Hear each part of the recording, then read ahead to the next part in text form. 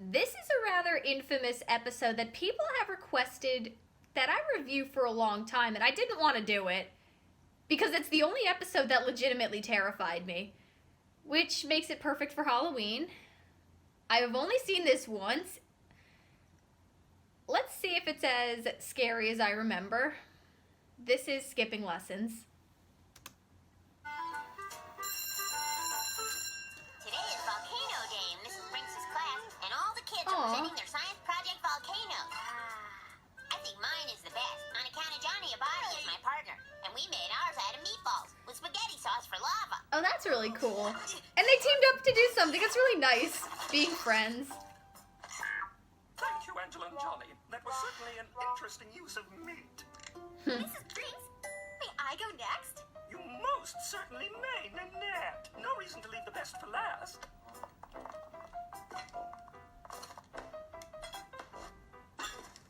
Voila! My science project is a genuine place setting that was once used by the famous French scientist, Madame Curie. Oh my, how very thrilling! Mrs. Brinks, wasn't the project to make a volcano? Yes, and let that be a lesson, children. You should all learn to think like Nanette, outside of the box. I'd like to see Nanette inside a box. Ooh. Okay. Violent. Merci beaucoup, Mrs. Brinks, which is French for good breeding always wins out. The rest of you can just write yourselves down as a C. What? But that's not fair.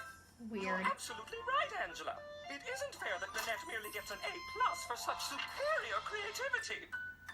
I'm going to write a special commendation to the school board on Nanette's behalf right now. Why does she like her so much anyway? I am sick of teacher's pet Nanette Van Muir always being the teacher's pet. Miss Briggs didn't even get anything out of that presentation. Volcano project. Maybe she's trying to think she's sophisticated. Completely agree, I don't know. Angela.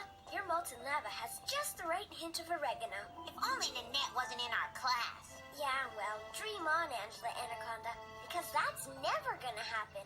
I guess you're right, Gina Lash.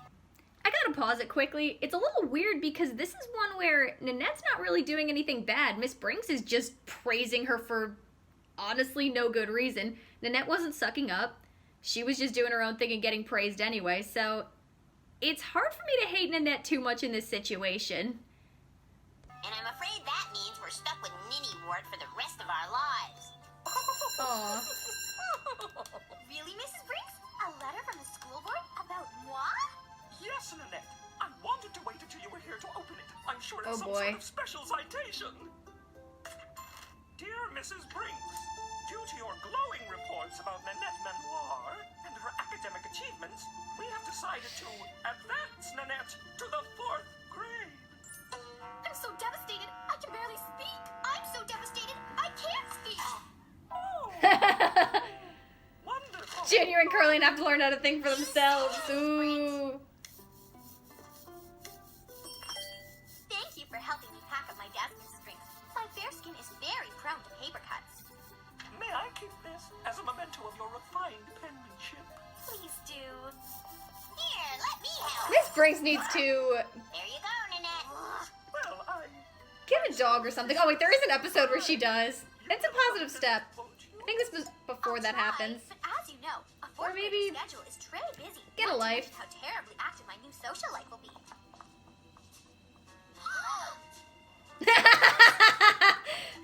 By January, Carleen shows what she cares about them. Around here without her. Somehow you and I shall get through this together. You've always been such a comfort to me, Angela dear. I have? Oh boy.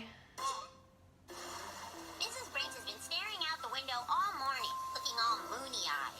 She either really misses Nanette, or she's really sick. Which, come to think of it, isn't all that different. Yeah, this needs some serious therapy. Oh, does anyone have any suggestions for our upcoming class project on the Arctic? What about you, dear? Huh? I only have the same idea I had last week, Mrs. Brinks. Styrofoam igloos. But you like Nanette's idea about having a furrier come in and show how they skin a sable to make coats. Yes. Well, Nanette Whoa. no longer graces us with her presence, and I think styrofoam igloos are a wonderful idea. You do? Indeed I do. I always knew you had what it takes. You did? Of course. In fact, why don't you take Nanette's desk? All the better to see your Mrs. Brinks. Weird. Josephine's face. It's like you're the new teacher's pet or something. I don't get it. You and me both, Johnny and Body. Not that I don't mind adding. It's called transference. Mrs. Brinks has lost her precious Nanette, so she's subconsciously chosen to transfer all those feelings to you. Transference, huh? Yeah, Sounds I think there's some great. deeper issues going on with Miss Without even Brinks. having to suck up. And best of all, we're rid of Ninkum Nitty Poo. Hello, third graders. I'm going to dine with my new fourth grade Amise, which is French for nouveau upperclassmen. Oh boy. Bonjour. She is all right. Who cares to partake of some vichyssoise and croissants? Poor Ninny Wart. All puckered Wow. up with no butt to kiss. Life is good. And you make a doorway I actually feel here, bad for Nanette in this and there episode. you have it. A styrofoam igloo. What a wonderful and educational presentation, Angela dear. I am loving my new position as teacher's pet, Dina Lash. Just be careful of the downside, Angela Anaconda. Downside?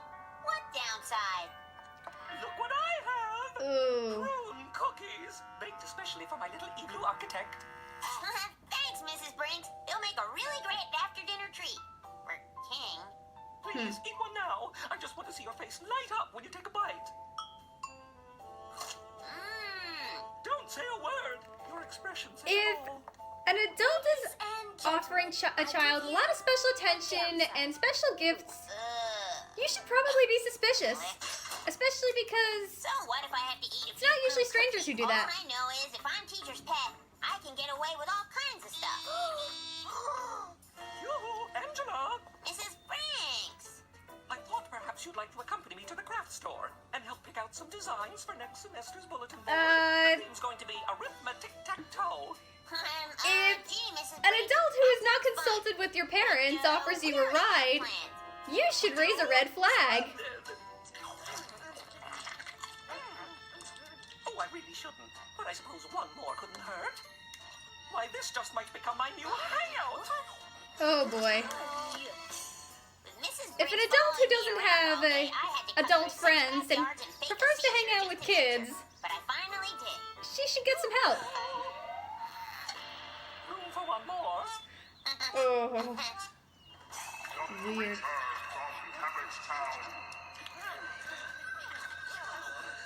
Go back to your husband, Mrs. Brinks.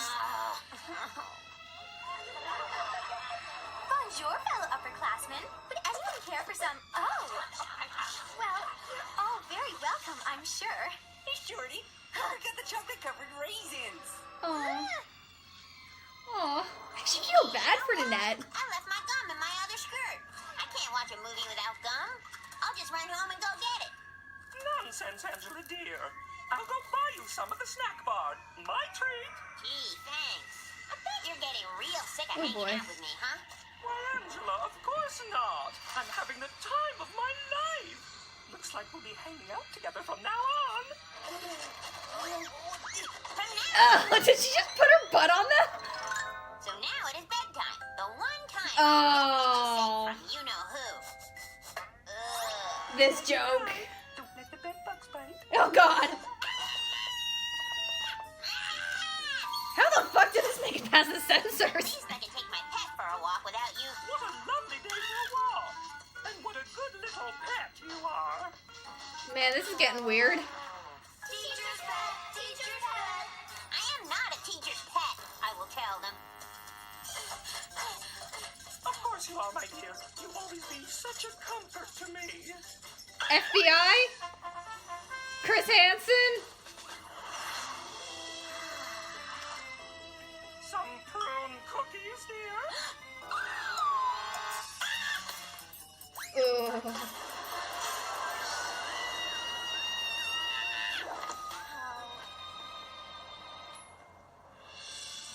Free at last. Oh, Phew. poor I thing. think I finally ditched her. My pet! My No! My pet! My pet! Man, this has turned into a horror movie. I've got to put a stop to this. Mrs. Brinks, I've got to talk to you. Wonderful news, Angela. Our precious Nanette has decided to return to the 3rd grade. And their creepy codependent relationship. Yes, well, I'm clearly more advanced, both socially and intellectually. I don't feel it is fair to deprive you third graders of a role model such as myself. That is such an Nanette way to put it. And I am sure you will be sorely missed by the 4th graders who do not even like you. To celebrate this Yikes. glorious occasion, Nanette and I are going downtown to attend a French opera. We'll leave you and your little friends to your less cultivated entertainment. Well, I guess it's back to C-. I worry for Nanette now. On the other hand, I am no longer teacher's pet. Hey, Mrs. Brinks, don't forget your cookies. Oh, I'm glad I remembered. Nanette just loves them.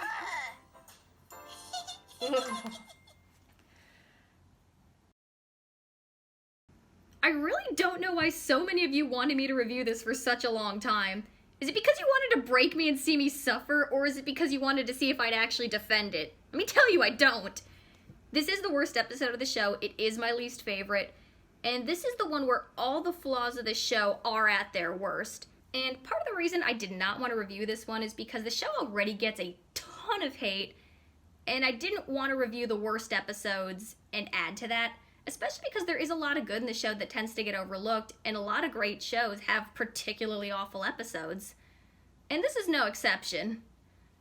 So whether it's worse than other shows' worst episodes is really up to the viewer to decide. I mean, there's some terrible, terrible stuff out there, and there's stuff that people really hate.